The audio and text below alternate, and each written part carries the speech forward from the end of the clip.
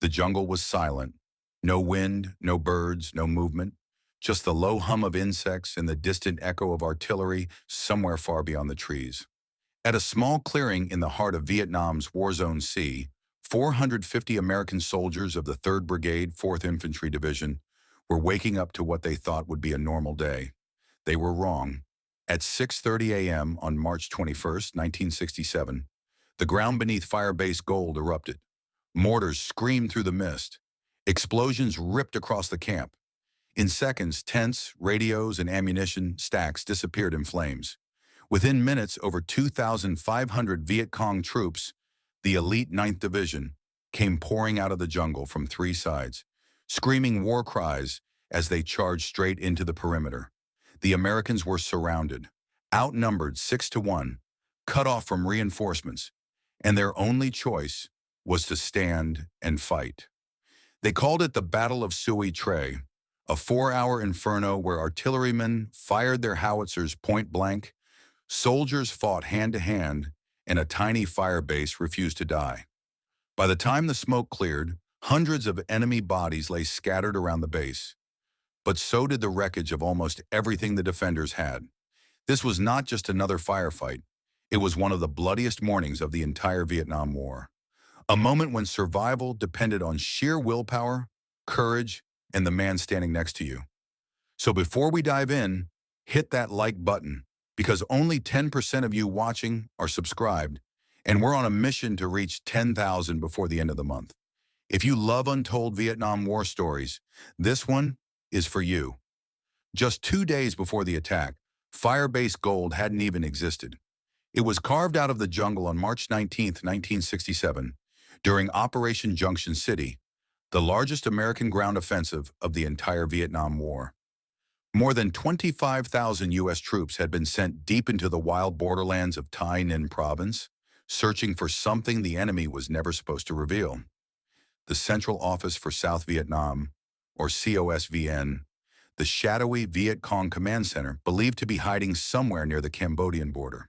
To find it, the U.S. Army built a chain of temporary fire bases like stepping stones through enemy territory. Each one a launch point for patrols, each one bait for the Viet Cong to attack. Firebase Gold, later known by soldiers as Soui Tre, was one of them. It was home too. The 2nd Battalion, 77th Artillery, armed with 6 105mm howitzers. Infantrymen from the 2nd Battalion, 12th Infantry, and the 3rd Battalion, 22nd Infantry. Around 450 men in total, isolated in the middle of nowhere. They'd been digging trenches, wiring claymore mines, and setting up radio posts, confident that air support and artillery from nearby bases could always reach them. But Firebase Gold had one fatal weakness. It was surrounded by dense jungle, miles from help, and invisible from the air. If the Viet Cong ever came for them, they'd be completely on their own. While the Americans dug trenches and stacked sandbags, the enemy was already watching them. Hidden just beyond the tree line, the Viet Cong 9th Division, the same force that had fought bloody battles at Ap Bao Bang and Ap Nha Mat, had moved into position.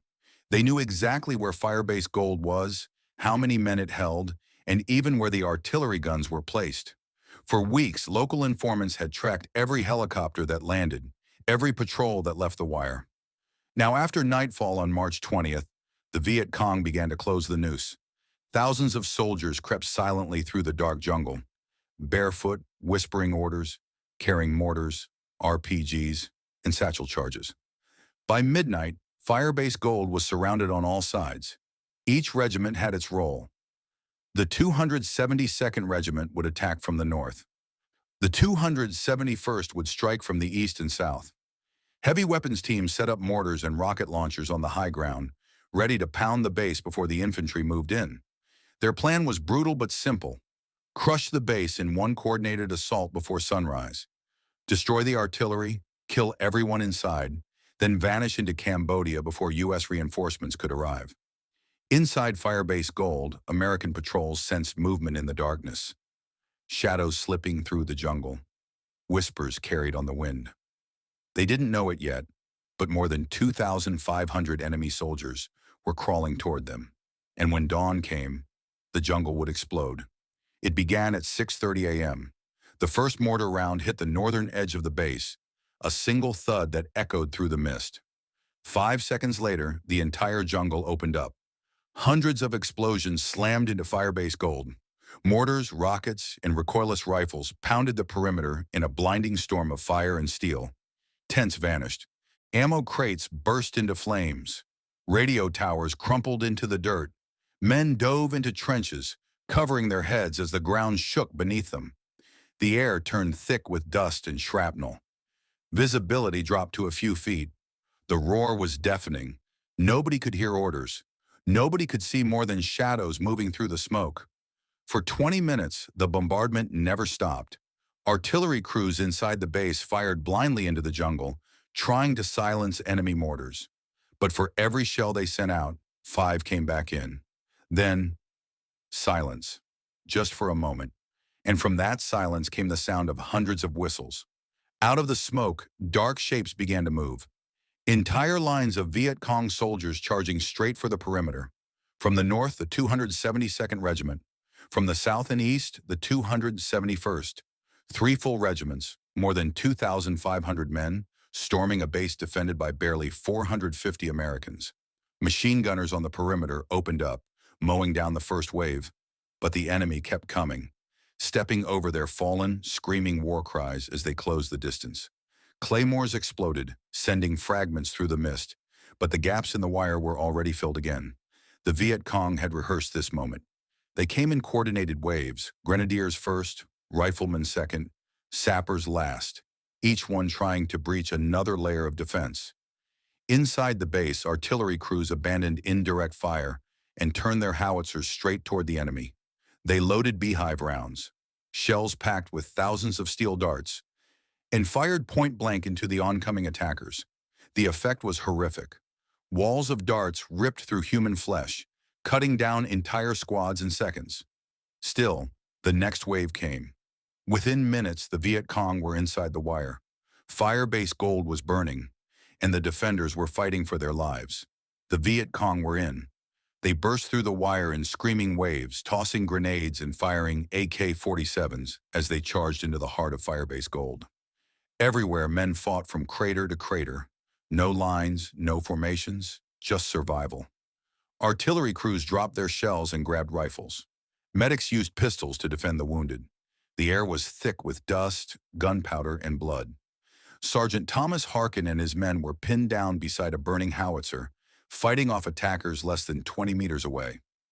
Harkin kept firing until his M16 jammed, then picked up a fallen enemy's rifle and kept going. Across the base, Corporal John Laughlin was the last man alive at his gun position.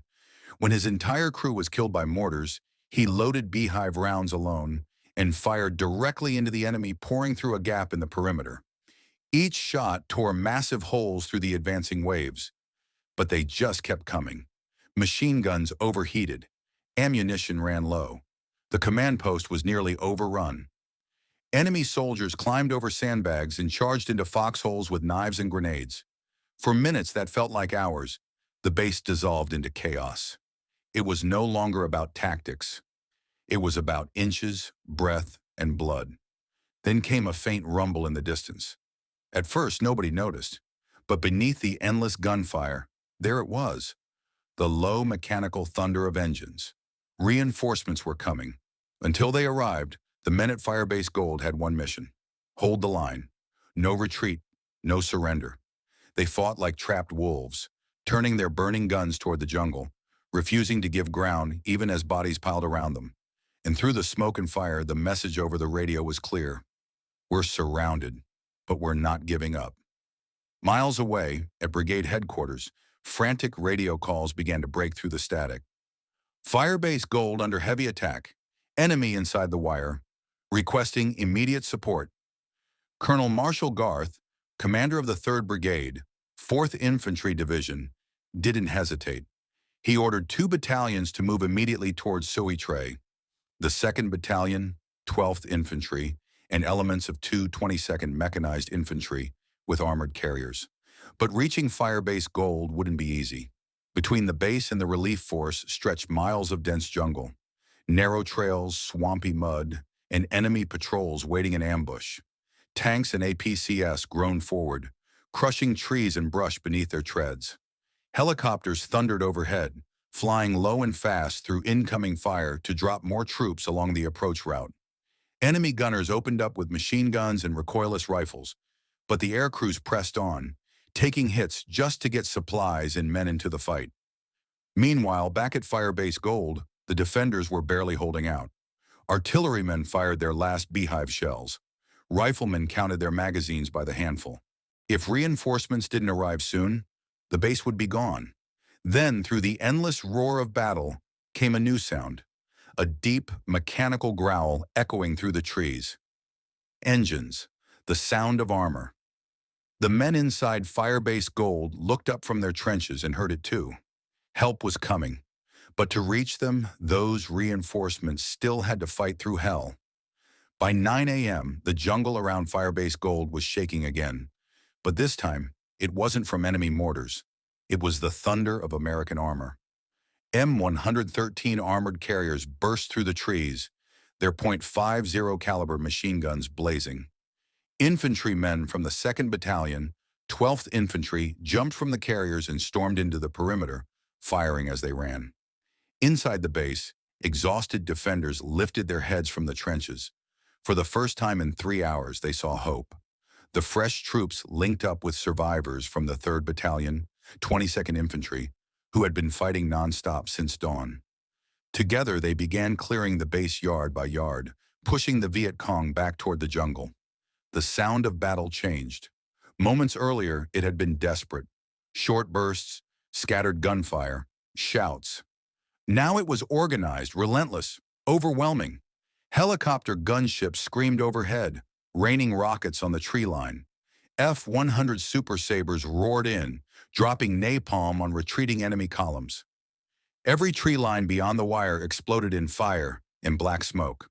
The Viet Cong's coordinated assault was falling apart. Their radio networks were gone, their attack waves shattered. Some tried to regroup, most turned and ran. By 10 a.m., the counterattack had broken the siege. The surviving Viet Cong were retreating into the jungle, leaving behind weapons, wounded, and the dead. When the firing finally died down, Firebase Gold was still standing. Scarred, burning, but alive. The relief force moved through the wreckage, finding bodies, shattered guns, and craters so deep you could hide a jeep inside. What had started as an ambush ended as a massacre, but not the one the Viet Cong had planned. Firebase Gold had held. Against impossible odds, the Americans had turned the tide. By late morning, the guns had fallen silent. Only the sound of crackling fires and the faint hiss of smoke filled the air. The jungle that had roared with battle hours earlier was now eerily still. Firebase Gold was a wasteland. Cratered ground, twisted metal, burned out howitzers. The scent of gunpowder and blood hung heavy in the humid air. Medics moved quietly between the wounded, their hands shaking from exhaustion. Helicopters hovered in and out, lifting the injured to safety. The defenders sat in silence, staring at the wreckage around them. Too tired to speak, too shocked to believe they were still alive. Of the 450 Americans who had defended the base, 31 had lost their lives and 187 were wounded. All around them lay the remains of the enemy. 647 Viet Cong, their weapons scattered, their attack broken. The scale of destruction was staggering. Even the veterans who had fought in countless battles said they had never seen anything like it. Firebase Gold had survived, but at a cost that would stay with its defenders for the rest of their lives. As the sun climbed higher, the surviving soldiers began to realize what they had just done. They hadn't just held a base. They had made history. In the days that followed, word of the battle spread quickly through Vietnam. Firebase Gold, the outpost that wasn't supposed to survive, had done the impossible. Against overwhelming odds, a few hundred men had held their ground against an entire Viet Cong division. They had stopped one of the largest assaults of Operation Junction City, and they had done it with sheer grit, courage, and refusal to quit. Dozens of soldiers were decorated for bravery. Silver stars, bronze stars, and purple hearts handed to men who had fought with everything they had. But to those who were there, The real reward was something else. The knowledge that they had protected each other when it mattered most. They hadn't fought for strategy or politics or even victory. They had fought for survival, for the man next to them in the trench. For many, the scars of Soui Tre never faded. The noise, the fire, the faces, burned forever into memory. But in the decades that followed, the name Firebase Gold came to mean something more. Courage under fire, unity in chaos, and proof that even in the darkest moments of war, ordinary men could do extraordinary things. When the last helicopter lifted off and the fires finally burned out, only silence remained over Firebase Gold. The base was little more than a scar in the jungle. Blackened trees, shattered guns, and the faint smell of smoke drifting through the humid air. But despite everything, it was still there. It had endured. The Viet Cong had thrown everything they had at it. Mortars, rockets, thousands of men. They had promised to erase it from the map. But Firebase Gold never fell. The men who fought there would carry the memories for the rest of their lives. The faces of friends lost. The sound of beehive rounds tearing through the morning air. The silence that followed when the jungle stopped screaming. For historians, Soui Tre was a battle. For those who lived it, it was a lifetime in a single morning. They came for us in the dawn, one survivor said, his voice low. But when the sun went down, we were still there. If you want more untold stories like this one, subscribe and help us keep their memory alive. Because some battles should never be forgotten.